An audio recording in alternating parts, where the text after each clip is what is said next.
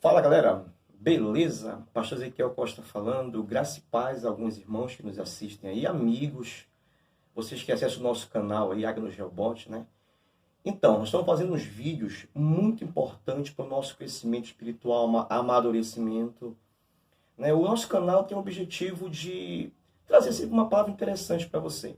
Simples, mas interessante, até porque eu não quero fazer vídeos muito longos, que eu sei que você às vezes acessa no seu celular no ônibus, né? Às vezes em algum lugar, numa lanchonete. Eu sei que às vezes ver um vídeo muito grande se torna algo muito chato, né? Então eu quero fazer vídeos curtos, mas interessantes. Então sempre vou estar trazendo uma palavra um tanto que simples, mas no meio da palavra vou estar colocando algo interessante, tá bom? Como é a palavra de hoje, a gente vai tratar um assunto muito simples da Bíblia, mas no meio vai ter algo que vai somar aí para o teu crescimento, tá certo? Mas antes de começar o vídeo aqui, propriamente dito, quero agradecer você que se inscreveu no nosso canal, esqueceu não, inscreveu no nosso canal, né? E aproveita, vai dando um like aí no nosso vídeo, gente, para ficar permanente aí no YouTube, para ver que tem também acesso, que tem like. Inscreva-se no nosso canal se você não é inscrito ainda. Ative os sininhos lá, quando você clicar no sininho vai aparecer 3 opções. Ative aquele que tem, tipo, 2 aspas assim do lado, que quando chegar você vai ser notificado que há vídeo novo no nosso canal. Tá ok? E também indique para outras pessoas, amigos, vizinhos, conhecidos, parentes, irmãos, enfim. Vamos espalhar porque sempre é bom aprender um pouco mais. Tá ok? E antes também de eu começar aqui a abordar o assunto, deixa eu logo abrir aqui a Bíblia, que é lá em João, no capítulo 14 de São João. Vamos já aqui tratar esse assunto. Um vídeo bem dinâmico, bem rápido. Antes de eu ler aqui João capítulo 14, para a gente pautar, fundamentar uma palavra para você, eu queria mostrar aqui a minha mais de 2 novas paixões, aquisições que eu tive, né? Para quem aí é amante de leitura, como eu sou, essa Taná, ou Tanakh, judaica, tá? Chegou para mim recentemente, há 3 dias atrás aí, e eu tô amando, tá ok? Essa aqui é a Bíblia que Jesus Cristo usava quando ele esteve com a gente aqui na Terra. Então aqui estão os originais da Bíblia aqui, tá? Esse Tanakh que eu adquiri aqui, estou lendo com muita alegria, com muito cuidado. Eu estou até sem luva aqui, mas eu gosto de pegar com luva para não sujar a página e tal, né? E também aqui, olha, ensinamentos da Torá. Minha mais nova paixão, 2 novas paixões, depois da Bíblia, que é a palavra de Deus, temos aqui esses compêndios aqui, tá? Que estamos com muito carinho lendo, com muita dedicação. Ensinamentos da Torá e essa Taná aqui. É esse livro que nós temos no momento lido. E se você quiser também aí sempre nos dar dica de livros bons, tá?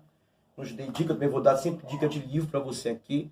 Não só livros teológicos, mas livros também importantes, para que a gente possa entender um pouco mais a história.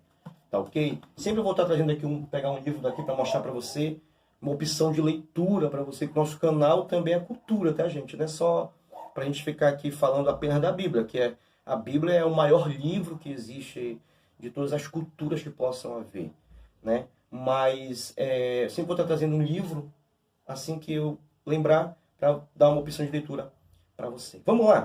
João capítulo 14 tem um texto que diz assim, esse aqui é Jesus Cristo falando. Ele diz assim: não se turbe o vosso coração, credes em Deus, credes também em mim. Na casa de meu pai há muitas moradas.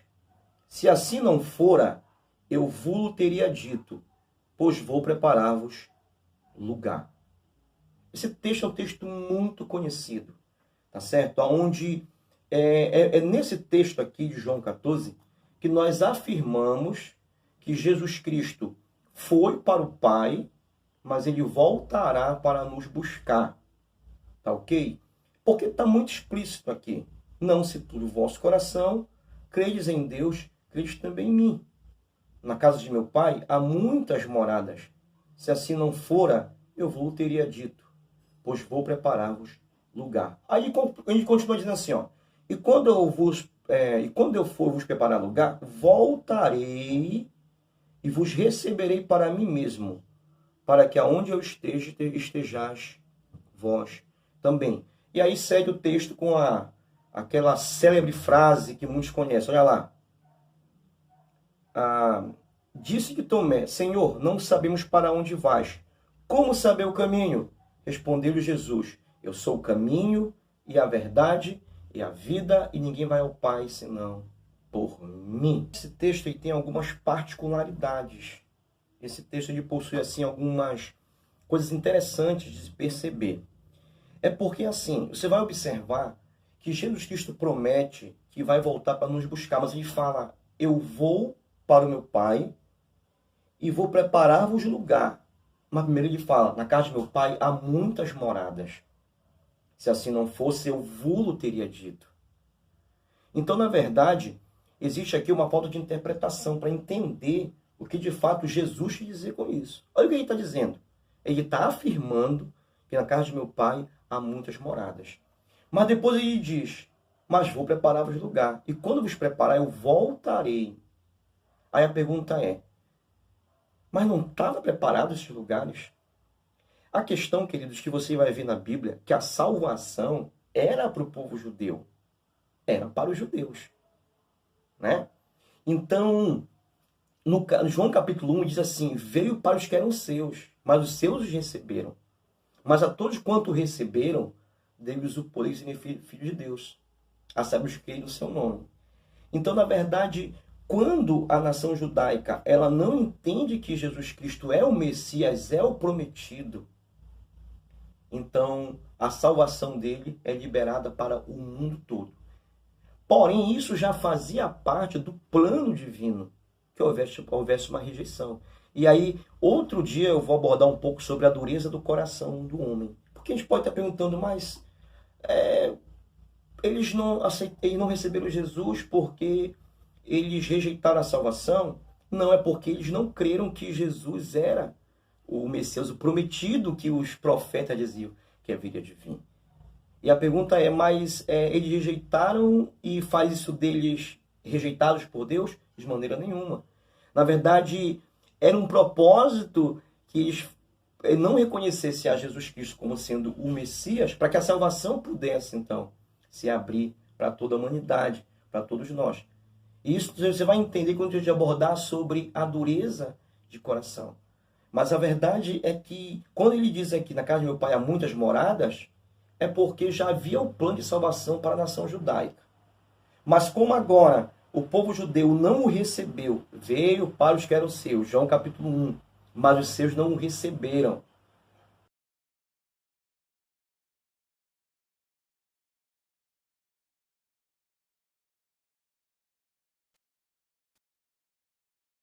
Para toda a humanidade. Então ele não vai morrer agora apenas pela nação judaica, mas sim por todo aquele que crê no seu nome. Porém, tudo isso fazia parte de um plano de Deus para a salvação da humanidade. Então, por isso que ele fala: na casa de meu Pai há muitas moradas. Se assim não fosse, eu vos teria dito: vou preparar-vos lugar. Então, ele diz, no versículo 3: e quando eu for e vos preparar lugar, voltarei e vos levarei, para que aonde eu esteja, vós estejais também.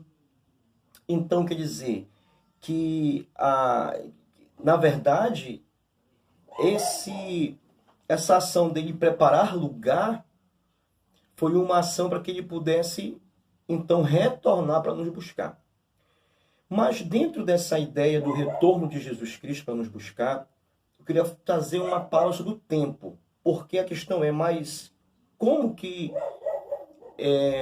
quando isso vai acontecer? Como entender o tempo que isso que vai acontecer? Pelos sinais que estamos vendo. A questão dos sinais do tempo, ele é muito interessante de perceber, porque Jesus Cristo sinalizou isso. Ele disse que antes dele retornar para nos buscar, ele mostraria que aconteceriam sinais, e o pontuar a volta dele para nos buscar. Por isso que a gente está vivendo hoje no Brasil e no mundo, como a epidemia do coronavírus, é um sinal dos tempos, da volta de Jesus Cristo. Não é um sinal do fim do mundo, mas do fim dos tempos.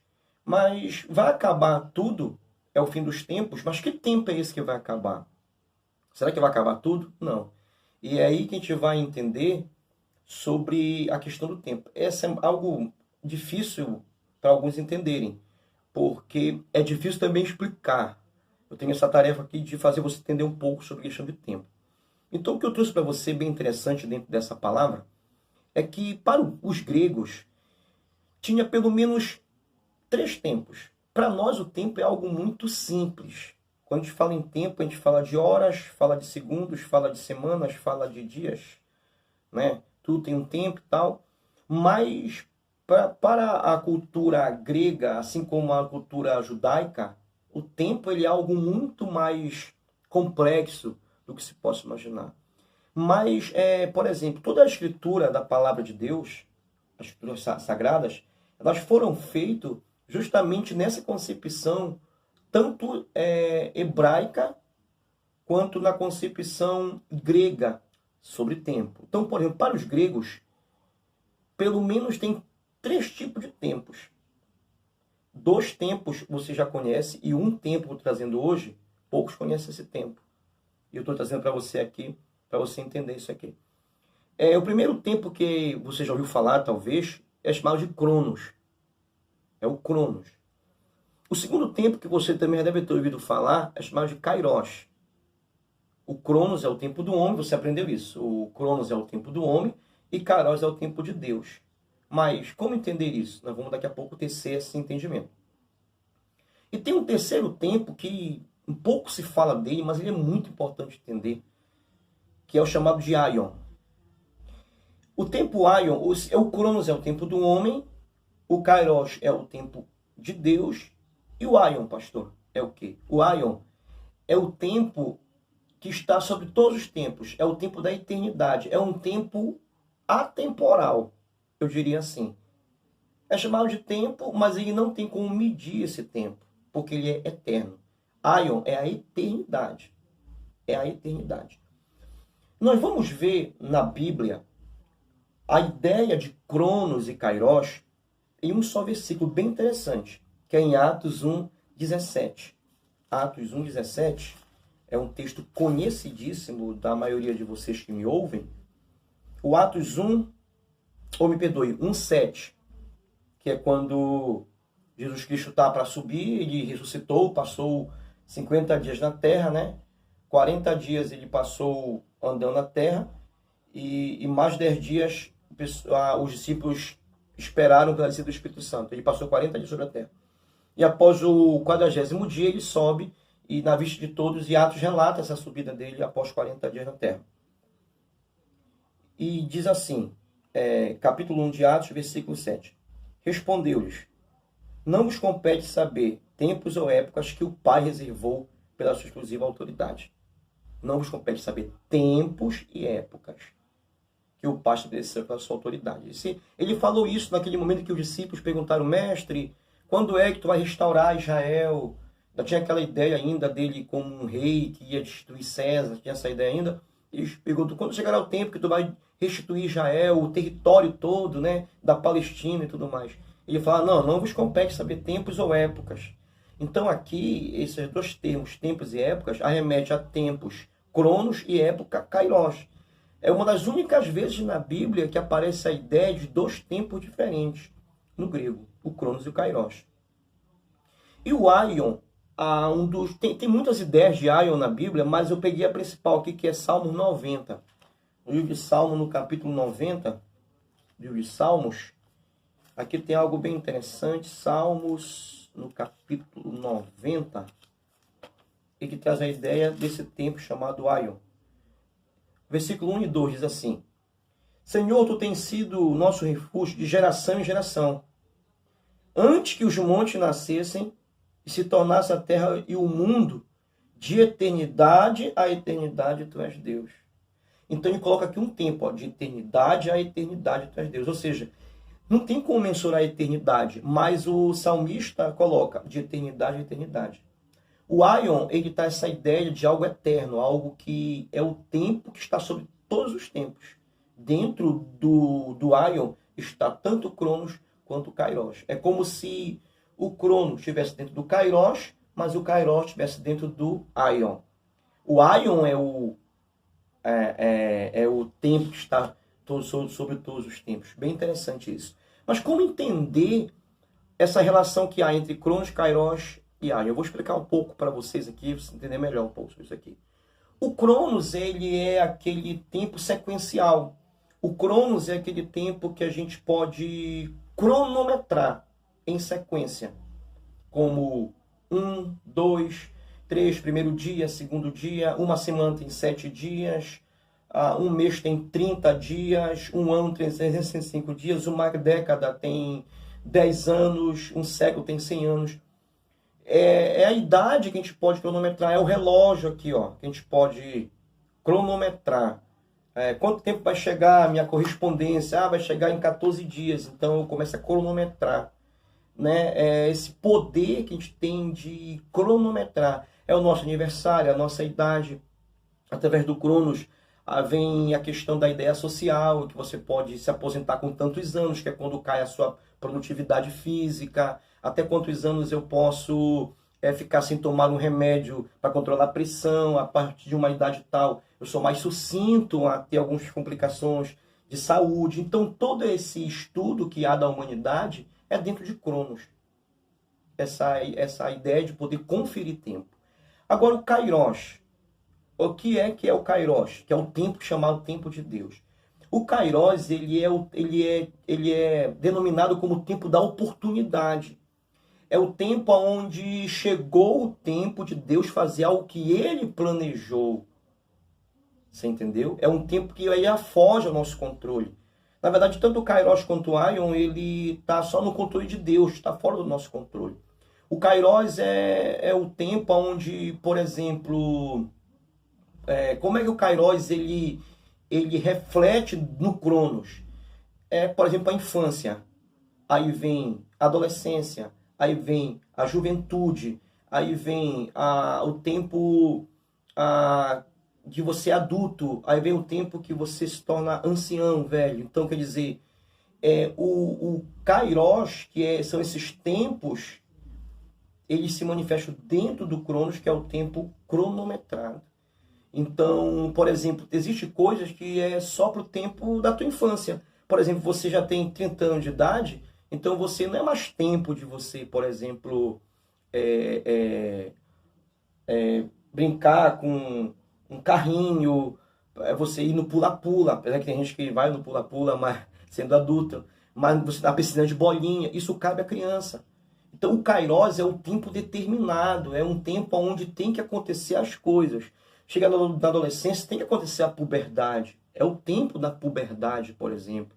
Não sou eu quem determino isso cronologicamente, não, chegou o tempo da puberdade, vai começar a vir as sensações do adolescente, vai começar a vir as guerras psicológicas. Chegou no tempo da velhice, vai vir as dores, vai vir as enfermidades com mais frequência. É o tempo disso. É o Kairos, é o tempo disso. É o Kairos manifestando no Cronos. Você entendeu? Mas também o tempo Kairos, a gente vai entender como o tempo onde Deus executa planos. É um tempo que não é cronometrado, ele é mais por ciclos. O Kairos é um ciclo de Deus na Terra, da manifestação de Deus na Terra. Tá ok? Então, para o vídeo não ficar muito longo, eu vou logo passar em diante aí. E o Aion, pastor, que venceu o Aion? O Aion venceu o tempo eterno de Deus. É no tempo do Aion, é nesse tempo da eternidade de Deus que está todo o poder de Deus, toda a onipotência, a onipresença e a onisciência de Deus. Quando alguém diz assim, mas Deus sabe todas as coisas. Sim, Deus sabe todas as coisas. Deus sabe que vai para o céu? Sabe. Que vai para o inferno? Sabe. Mas como é que ele sabe? Dentro do Aion. Deus tem o domínio do Aion. Ele sabe tudo o que vai acontecer, porque de eternidade a eternidade ele é Deus. Aí alguém pode falar, pastor, mas ele pode interferir nisso?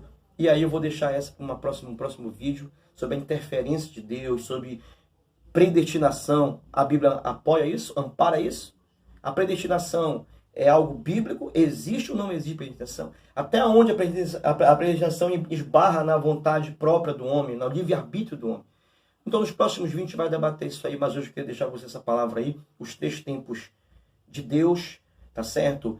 Ele falou que vai voltar, Jesus falou que vai voltar, foi preparar a morada para nós, o tempo se aproxima, tá ok? O Kairos se aproxima, que é o tempo de Deus para manifestar isso aí, e você deve se preparar, tá ok? Então busque o Senhor, no demais a letra mata, mas o Espírito vivifica, não esqueça disso. A gente está aqui tendo um pouco de letra, mas o que vai vivificar é a tua fé em buscar o Senhor Jesus Cristo.